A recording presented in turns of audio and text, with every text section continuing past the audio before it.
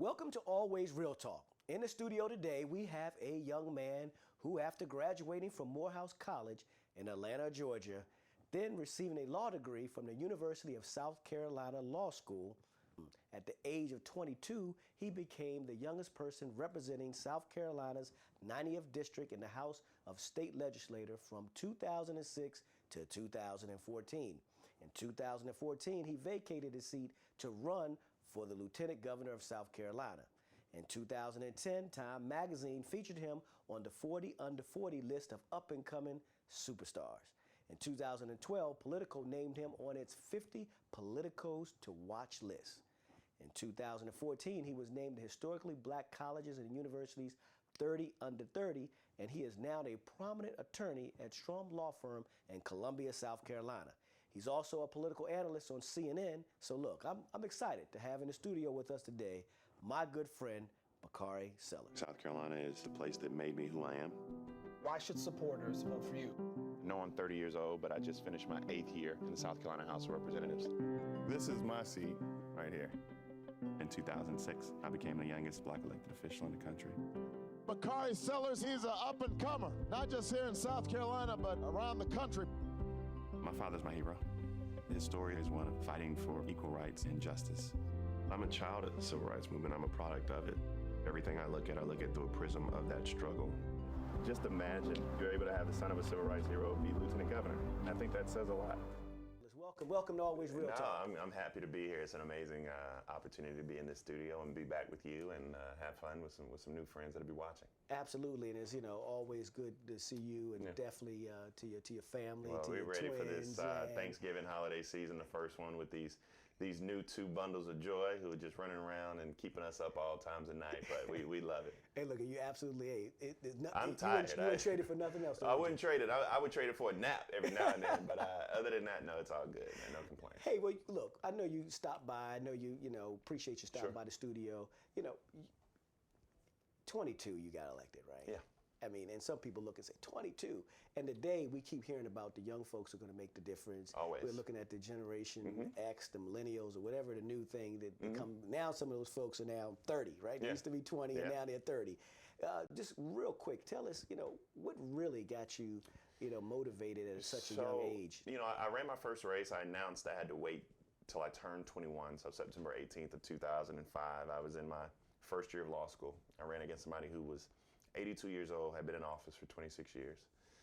We went out and we knocked on a bunch of doors, went to a bunch of churches, and we were able to beat him with about 55% of the vote. And then we were able, the history books say the youngest black elected official and all these other things. But for me, it was something a little bit larger than that. For me, it was about being a change agent. It was about becoming a part of something larger than myself. My father was, a member of SNCC with Marion and Julian and all, and Foreman and everyone else. He was wounded in the Orangeburg Massacre, February 8th in 1968. He went to prison. And so my mom and dad both instilled in myself, my brother, and my sister that we had to be change agents. And for me, going into politics was a way I could do that. The way you could do it. And let me tell you, our parents go back with SNCC, and sure.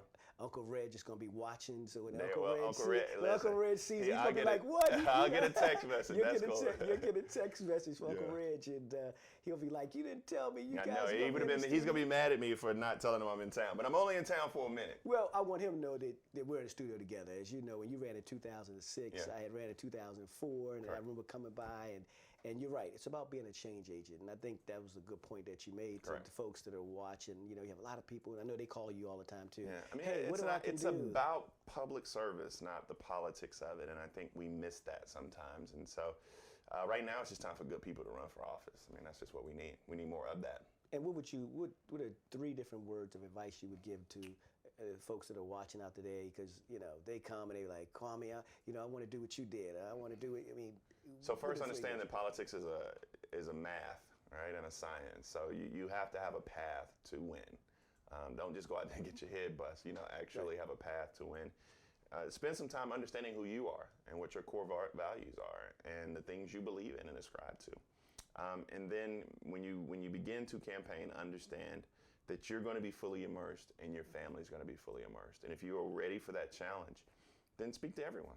You got to get out of your silo. This isn't about just talking to your friends. These are about talking to people who don't know you, who you otherwise have nothing else in common with, but talking to them and meeting them where they are. It's not complicated, but it does take hard work. It absolutely And does. people right now, they just want to run campaigns on Twitter and Instagram. All right, they want to say, I'm running for office. They want it because it looks good. Because it looks good, and they put looks it up good. on Instagram, and I'm like, that's not the way that you have to. You have to go out and knock on doors, shake hands, be in people's churches, be in people's barbershops, meeting them where they are, and giving them a message of hope, change, truth, love, justice, peace. Those things that people forget sometimes that we can still ascribe to. It's interesting that young folks now want to campaign. You know, I knocked on every door in the city. You knocked on every. I mean, you know, against all odds, right? Correct. We both was against all odds. And it's interesting that people want to go to like the 4% of people that they think have the most influence, and they forget about the 96% of people who just get up every day and they want to take care of their family. Correct. And they're going to work and they're trying to make a life, and it's like they don't want to do that hard work. So I always tell people, if you don't want to do the hard work, yeah, and it's you know. about, look, we love our grass tops. They're necessary. The preachers are very important. The presidents of your local civil rights organizations are very important, but the grassroots are equally, if not more important. It doesn't matter if you get one preacher, but you don't have the congregation. Right. So, you know, you got to remember kind of how these things are brought together. I mean, I know, you know, clearly so much respect for your pops, and as my for pops sure. used to say, hey, Always. pops says, hey, you go in and you get the deacon and you get the, you know, you get the mother of the church. You got everyone. Everyone's coming, Yeah, right? yeah. And you know, you spend so much time, and I want to use church as an example because that's, you know, I'm just talking about go talk to everyday people. You know, we'll be right back. We're gonna come back, talk a little bit more about 2020. We got Bakari Sellers in the studio with me today, so you know I got to take advantage of the time because you know his time is very limited. But I really appreciate you being here. We'll be right back right after these messages. Aaron Stewart. I go to Thurgood Marshall Academy. My name is Kayla Williams, and I'm a freshman at Temple University. The program has helped me by opening my mind to travel more. The Challenge now in GSF has helped me just open my eyes to different cultures, gave me the opportunity to learn and speak a different language, and then experience that and then use that language in another country. And just realizing that there are people out there who are not as fortunate as I am. And so it makes me want to help them. Just knowing that you have to always be open to new things and never judge anybody.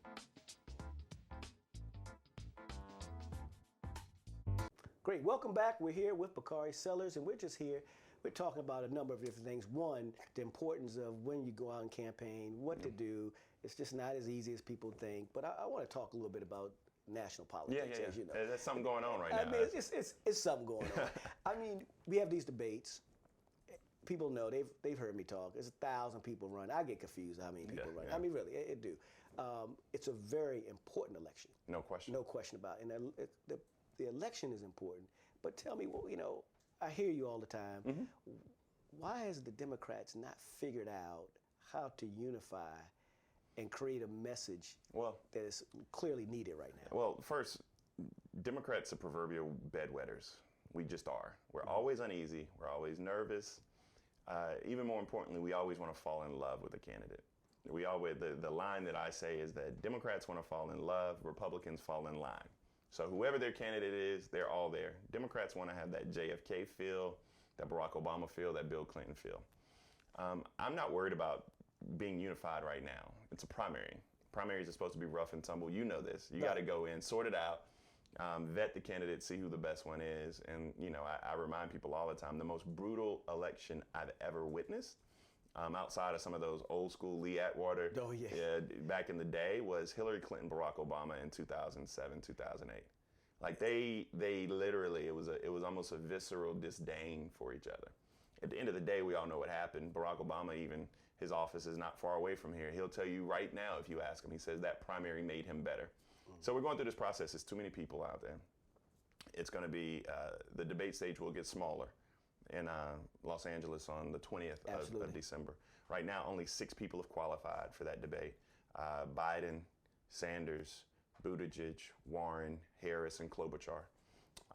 My good friend Cory Booker, it's going to be tough for him to qualify for that debate stage. Tom Steyer, it's going to be tough for him to qualify, although he's getting closer, and Tulsi Gabbard's getting closer. But it's going to be tough. So you're going to have 6, 7 people on the stage. So hopefully we can trim down a little bit and be able to talk about some issues that really matter. I'm happy we're talking about the wide-ranging ways to fix our healthcare system. I think that's healthy.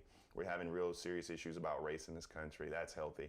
I do think there will come a time when we have to say, this is enough, and come together. I just think right now we haven't even cast a ballot yet. Let the primary process play out. Well, I started off, I had A. Scott Boland, he was on with me, he was out talking, and I said, look, man, the Democratic Party is going to fall, they're just so far left, they're going to fall off the cliff. Yeah. I just couldn't, and everyone beat me up. I can't believe you said that, we need to do all this stuff, and I just said, I don't know if the Democratic Party can win all the way left in a general election. Well, I think you have candidates. You have Kamala, Joe, Buttigieg, et cetera, and then you have, I remind people all the time, Hillary Clinton beat Bernie Sanders in the primary, and it wasn't close. And it wasn't close, yeah, absolutely. She won by 5 million votes, so it was not a close primary. It was a loud and vocal primary, but it wasn't a close primary. Having the discussion about how we cover the remaining 20, 30 million Americans that are uninsured who are not covered by the Affordable Care Act is a healthy discussion to have. Working from the Affordable Care Act, building a plan, putting a plan in place, making sure people can keep their private insurance. I think all of those things are healthy. And we'll see. We'll see what happens. I don't think that, to be completely honest and candid, I don't think that Elizabeth Warren, Pete Buttigieg, or Bernie Sanders have a legitimate path to the nomination. Well, let's start to talk about that. Yeah. At the end of the day, are people even paying attention? Because we're talking to folks out there, and they're hearing a lot about impeachment. Yeah. Right. They're hearing a lot about why not vote for the current president. Right, but when it comes to the Democrats, if you ask them what are the top 3 things that you think people are running on, it gets confusing. They'll say healthcare. Well, healthcare is number one, and healthcare is always number one. And the reason being is, and that ain't a bad one. In 2018, 54% of all of those individuals who voted for Democrats to sweep them into the House majority all said they were voting because of healthcare. This is going to be this is more nuanced, as you know, this primary process, because you have these lily white states in Iowa and New Hampshire. Right. And now don't get me wrong, there are a lot of black folk in Iowa. There are about 100,000 black folk who we're hopeful will participate in the caucus process, right? That's a good bit, or who can participate in the caucus process. Then you go to Nevada, which is very diverse. A large Hispanic population, a bunch of black folk in Clark County, and the overlay is the labor community.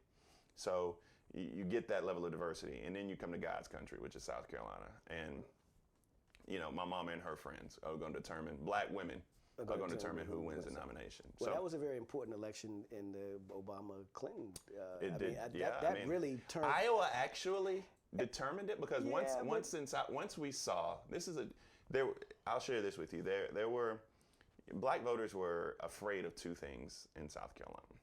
One, they were afraid they were going to kill him. It was a very legitimate fear. They didn't want Barack Obama to become a martyr. Number 2, they were afraid white folk wouldn't vote for him. There's a chance they were blinded to what the Obama campaign was doing, who basically said, if we go to likely people who've caucused before, we lose. We have to go and create a new coalition of people. It's a lot of work, but if we don't win Iowa, we're done. A shortage of bitter partisanship. We don't need more heat. We need more light. Yeah, it seems like double than what we had 4 years ago. It looks like 80,000 new voter registrants were signed up on caucus night 2008. That's an amazing number. Iowa showed that white folk would vote for him. That opened up the floodgates. He went from being down in South Carolina on January 3rd, which was the Iowa caucus, to on January 4th being up in South Carolina. And it was, after that, it was a wrap. I believe this is still a 2-person race. I think you handicap right now, it's Biden kind of going away, but I think it's either Biden or Harris would be the 2. And I'm supporting Kamala, but those would be the 2. So you think right now it's Biden and Harris? But just based upon pure path. And people are looking at me, they're like, but the polls say this. First of all, there's no such thing as a national primary. It's right, it's not. Okay. It's not. At this point in 2007, Hillary Clinton was beating Barack Obama by 21 points. I remember that. In December of 2003, Gephardt, Dean, and Edwards were leading in Iowa. John Kerry, on Christmas Eve of that year, took out a $6 million loan to float his campaign in Iowa. He won Iowa. He won out. So it's still early. But I think those two are the only people who have a path to winning black voters, particularly black voters on Super Tuesday. So do you believe that black voters are going to determine the Democratic nominee? Is that what yeah, no question. They do year in and year out. Okay, well, let's go back to Senator Harris. I mean, why is she seem to be, based on what people are saying, struggling in the African American community? She was asked about people questioning that she's not black enough, and so I was born in Oakland. Yeah. and raised in the United States, except for the years that I was in high school in Montreal, Canada. And look, this is the same thing they did to Barack. Yes. This is not new to us. And so I think that we know what they're trying to do. They're trying to do what has been happening over the last 2 years, which is powerful voices trying to sow hate and division among us. Mm-hmm. And so we need to recognize when we're being played. A lot of it has to do with just pure name ID and the knowledge thereof. I mean, just because you're a United States Senator does not mean that you are legitimately a household name or people know who you are, know your policies or what you stand for. One of the biggest obstacles she's had is that she's not Joe Biden, who's been running for president since 1984. Right. She's not Bernie Sanders, who ran for president before. And Elizabeth Warren, there was even a draft Elizabeth Warren effort, had become some more household name than even hers. So as she's introducing herself to voters, even in South Carolina, you're starting to see the numbers kind of tick up, and she's doing extremely well with black women. And, you know, she has to make a concentrated effort to talk to black men like you and I. Mm-hmm. She just was at an event with Charlemagne the God talking about mental health in Moncks Corner, South Carolina. So it's a long way to go. And there has to be some things that are out of her control that will go well, that have to go well for her. But Joe Biden is not going to win Iowa and not going to win New Hampshire. And so there's going to be some uncertainty around his candidacy. And so we'll just have to see how that plays out when it comes to South Carolina. Well, I want to come back because you're supporting, you're supportive of Harris. And I think this is a good opportunity to clear some stuff up that people have. She's a prosecutor. Yeah. So a lot of African American men of color, look at that a little strangely, right? And they say, well, hold up here. In order to win statewide office anywhere, and it to be the attorney general, you got to get elected. And if you're a person of color, you're probably going to get elected locking a bunch of people up or promising to lock up your mother and everyone else. It's just the nature of the business winning statewide. And they have a concern about it. So you're saying the meme is bullshit? I'm saying that, listen, there are going to be all kinds of allegations being made. And I invite, and I not only invite, I encourage folks to look at the real record. Mm-hmm. And there are going to be people who they want to own and a certain territory in politics, and they are concerned that I understand the issues, and so they're going to try and hit below the belt. It's a legitimate concern, and it's a question that has to be answered with truth, not misinformation. And so I remind people often that people are like, oh, she locked up all of these African American men. Well, that's not true, first and foremost. The number of individuals who got locked up while she was Attorney General actually went down. The number of people who got locked up for marijuana convictions actually went down. Whether or not it was back on track or some of the other progressive policies she's put forth while she was there. She was the district attorney and attorney general during the height of the war on drugs. And the Obama White House actually looked to her and some of the things she was doing in California to be the model for progressive policies going forward. That's first. You got to have a discussion that's not rooted in some talking points that are simply not true. For example, they're like, she locked up all of these mothers who because of her truancy bill and all of these other things. And I'm like, nobody actually went to jail. Right, and you hear that. Like, not you one hear that, person. And that's why I thought it gives you an opportunity to come and I'm in like, not one person went to prison. You know what did happen though?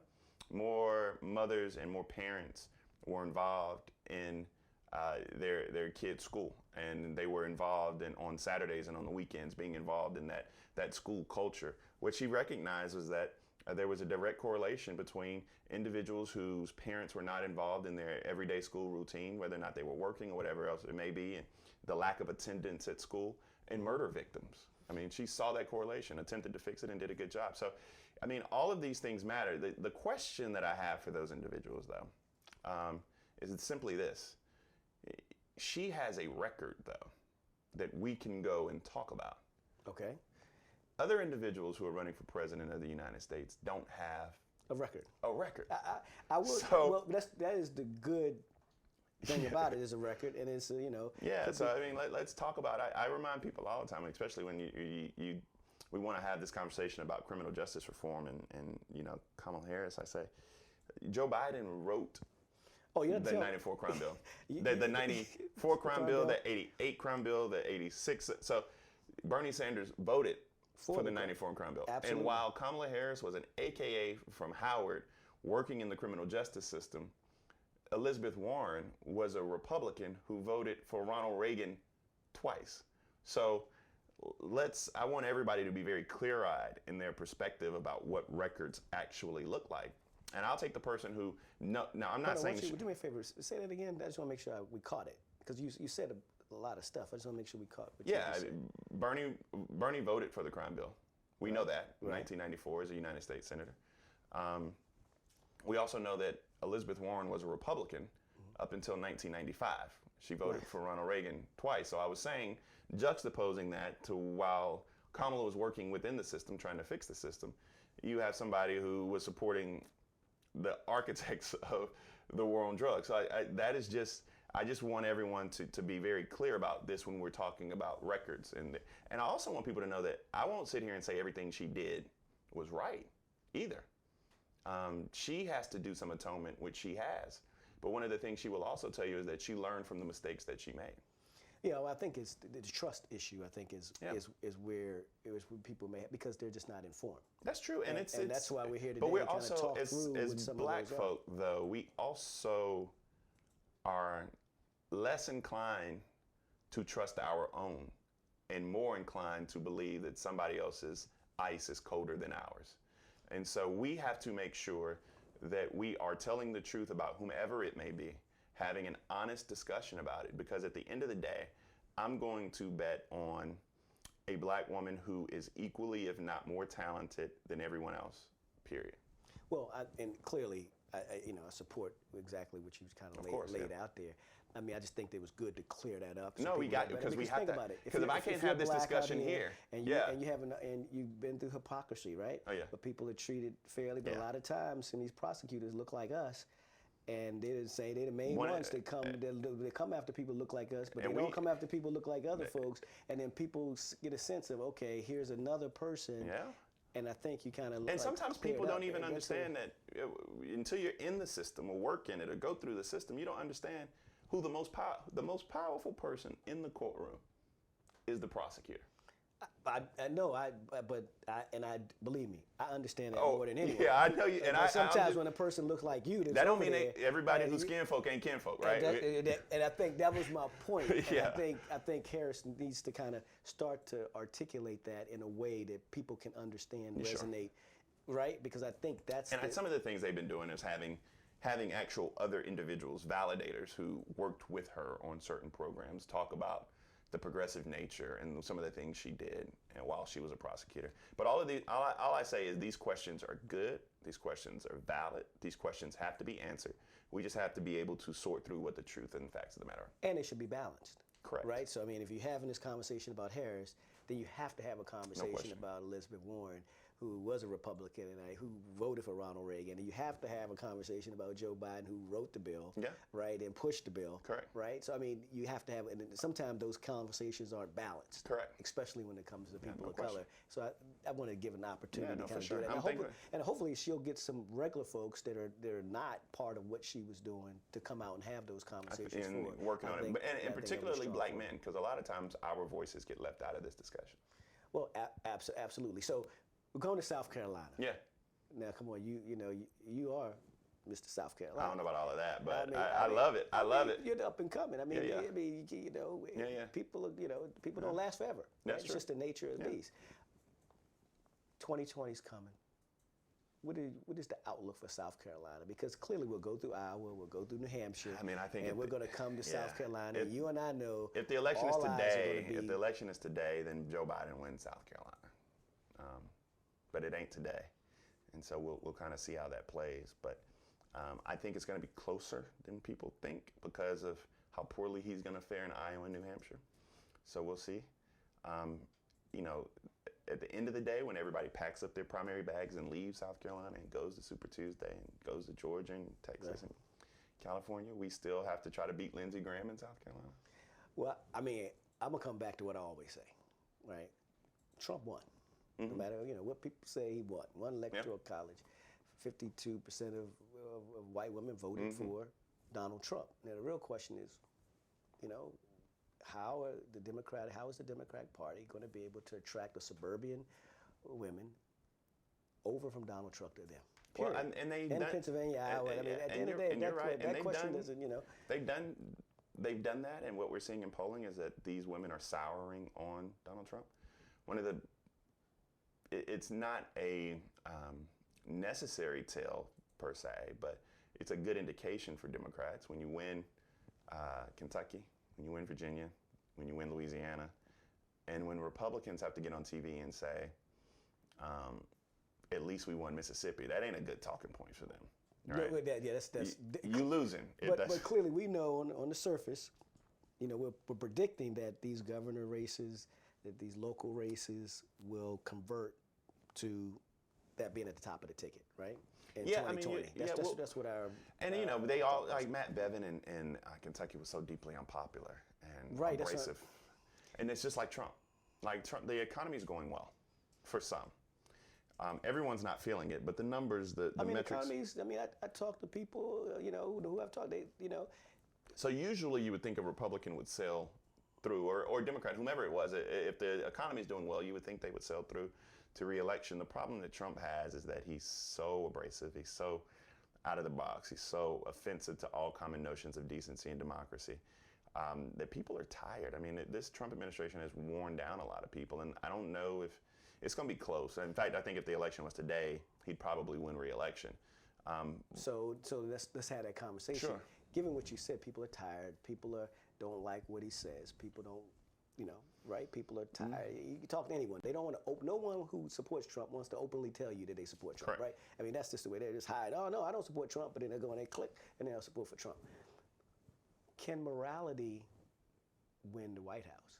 Don't know the answer to that. Because that's what I keep hearing is that on TV, they say, this guy's bad, blah, blah. I mean, is America going to vote for morality and say, well, he's not a good moral person, but my pocketbook is better, unemployment is down, we feel safe, so is morality going to be the overall theme, and he's a bad guy, we don't like him, and therefore we're going to vote against him? I don't think morality will be the overall theme. I think it's going to be a really internal theme to voters as they go in. And there is a question of do you want to be proud again of who is in the White House, regardless of party per se, but just do you want to be able to have a week or two where you can forget who the President of the United States is? Do you remember those days? Or you don't want to have to worry about whatever tweet, or you want our global standing to rise again?